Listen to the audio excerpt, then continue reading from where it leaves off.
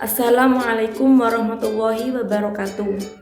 Perkenalkan, nama saya Ajeng Dwi Kartika dengan NIM 24210108001. Di sini saya akan menjelaskan tentang proses pembelahan sel. Sebelumnya, apa sih pembelahan sel itu? Pembelahan sel adalah proses fundamental di mana satu sel induk membagi diri menjadi dua atau lebih sel anak, berfungsi untuk pertumbuhan, perbaikan jaringan, pengganti sel mati, serta reproduksi, baik reproduksi aseksual maupun seksual pada makhluk hidup, dengan tujuan memperbanyak jumlah sel dan menjaga stabilitas genetik. Pada pembelahan sel ini ada 3 jenis utama, yaitu amitosis atau pembelahan langsung pada sel sederhana. Yang kedua, mitosis, menghasilkan sel anak identik untuk pertumbuhan. Dan yang terakhir yaitu meiosis, yang menghasilkan sel kelamin dengan setengah kromosom untuk reproduksi seksual. Yang pertama yaitu amitosis. Proses amitosis adalah pembelahan sel langsung dan sederhana tanpa tahapan kompleks. Proses ini terutama terjadi pada organisme prokariotik seperti bakteri dan amoeba. Dimulai dengan inti sel atau nukleus memanjang lalu menyempit di tengah hingga terbagi dua. Diikuti pembelahan sitoplasma, menghasilkan dua sel anak yang identik secara genetik atau kadang tidak sama karena distribusi materi genetik yang acak. Yang kedua yaitu mitosis. Pembelahan sel mitosis adalah proses pembelahan sel yang menghasilkan dua sel anak dengan jumlah kromosom yang sama seperti sel induknya. Proses pembelahan sel mitosis terjadi di semua sel-sel tubuh atau somatis, kecuali sel-sel kelamin atau gamet. Pada tumbuhan, pembelahan mitosis terjadi di jaringan meristem seperti ujung akar atau ujung tunas batang. Fungsi dari pembelahan sel mitosis ini yaitu untuk pertumbuhan sel tubuh, mengganti sel-sel tubuh yang rusak atau regenerasi, dan mempertahankan jumlah kromosom. Nah, pada interfase ini terjadi proses persiapan dan penimbunan energi oleh sel untuk melakukan pembelahan. Selama interfase, inti sel atau nukleus dan anak inti sel nukleolus tampak terlihat jelas, namun kromosom pada sel tidak terlihat karena masih dalam bentuk kromatin, yaitu benang-benang halus yang tersusun atas molekul DNA, RNA, dan protein. Di bagian luar inti sel terdapat sentrosom, yaitu organel sel yang berfungsi untuk mempertahankan jumlah kromosom antara sel induk dan sel anak agar tetap sama selama pembelahan sel. Kalau pada sel hewan, setiap sentrosom akan mengandung sepasang sentriol yang terbentuk seperti badan silindris kecil. Pada tahap interfase terbagi menjadi 3 fase, yaitu yang pertama fase G1 disebut juga dengan fase pertumbuhan dan perkembangan sel. Yang kedua yaitu fase S. Pada fase S ini terjadi replikasi atau duplikasi DNA.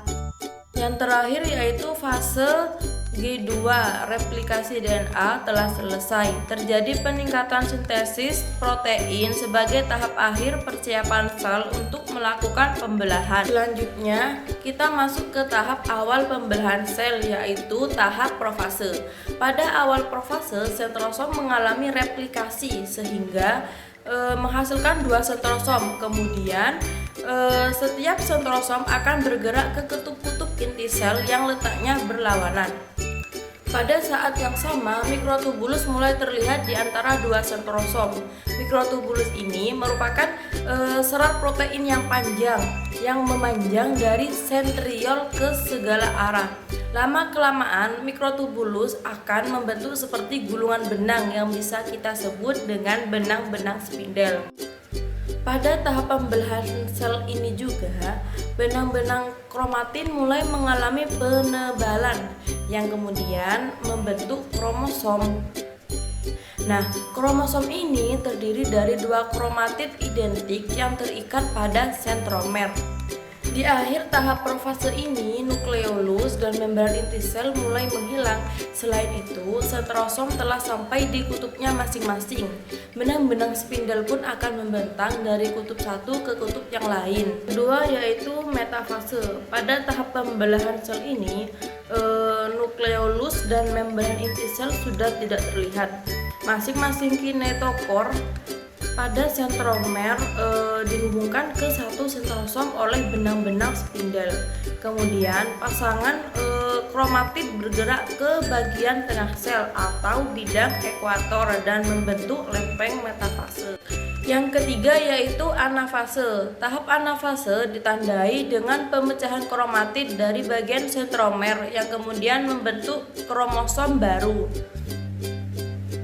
Masing-masing kromosom ditarik oleh benang-benang spindel menuju kutub yang berlawanan. Jumlah kromosom yang menuju ke kutub yang satu akan sama dengan jumlah kromosom yang menuju ke kutub lainnya.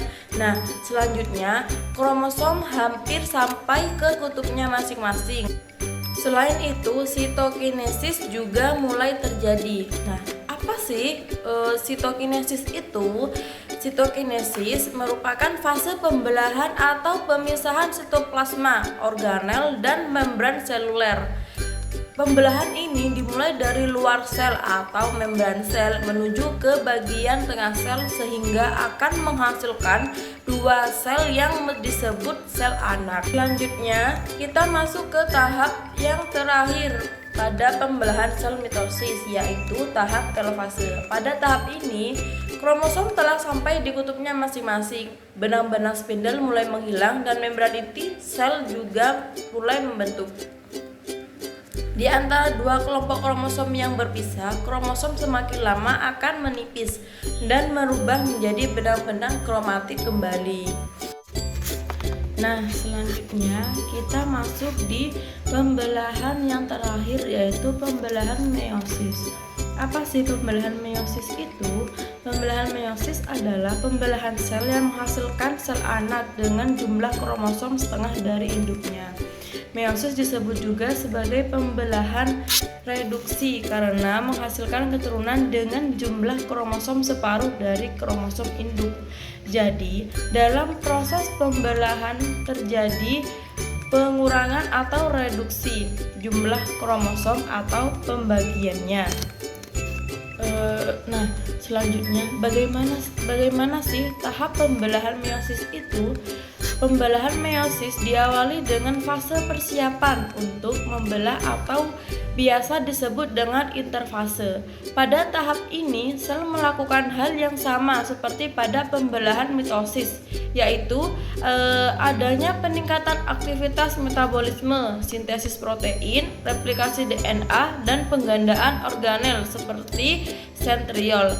Pembelahan meiosis terjadi dua kali, melalui meiosis 1 dan meiosis 2. Proses pembelahan meiosis 1. Pada pembelahan meiosis 1, nukleus membesar dan menyebabkan penyerapan air dari sitoplasma oleh inti sel meningkat sampai 3 kali lipat. Meiosis 1 terdiri dari tahapan atau fase-fase, yaitu interfase 1, profase 1, metafase 1, anafase 1, dan telofase 1. Yang pertama, profase 1. Tahap profase 1 ini terbagi lagi menjadi beberapa fase berdasarkan struktur dan apa yang dilakukan oleh kromosom di dalamnya. Tahapan-tahapan tersebut antara lain sebagai berikut, yaitu yang pertama, laptoten. Pada tahap ini, kromatin mengalami kondensasi atau memadat, membentuk kromosom. Setelah fase laptoten selesai, selanjutnya ke fase zigoten. Fase zigoten ini kromosom-kromosom akan saling berpasangan dengan homolognya, membentuk sinapsis, yaitu titik temu antara dua kromosom homolog. Yang ketiga yaitu pakiten. Pada tahap ini terjadi penggandaan lengan-lengan kromosom, terjadi tetrad, kemudian mulai terbentuk kiasma atau daerah pindah silang pasangan kromosom homolog pada pembelahan meiosis. Yang keempat yaitu diploiden. Di tahap ini kromatid mengalami pindah silang pada kiasma sehingga terbentuk rekombinasi kromosom. Yang terakhir yaitu diakinesis. Pada fase diakinesis ini membran inti menghilang dan sentrosom membelah menjadi dua sentriol yang bergerak ke masing-masing kutub. Sentriol merupakan organel atau komponen pada sel yang berfungsi menarik kromosom ke masing-masing kutub. Selanjutnya metafase 1. Pada tahap metafase 1 ini kromosom bergerak di bidang ekuator dan sentriol mulai membentuk benang-benang spindel yang berikatan pada sentromer kromosom. Selanjutnya anafase 1. Kemudian di tahap anafase 1 ini terjadi kromosom homolog berpisah dan bergerak ke kutub yang berseberangan.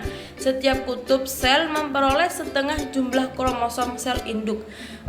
Pada tahap ini terjadi pengurangan atau reduksi jumlah kromosom akibat dari pemisahan kromosom homolog.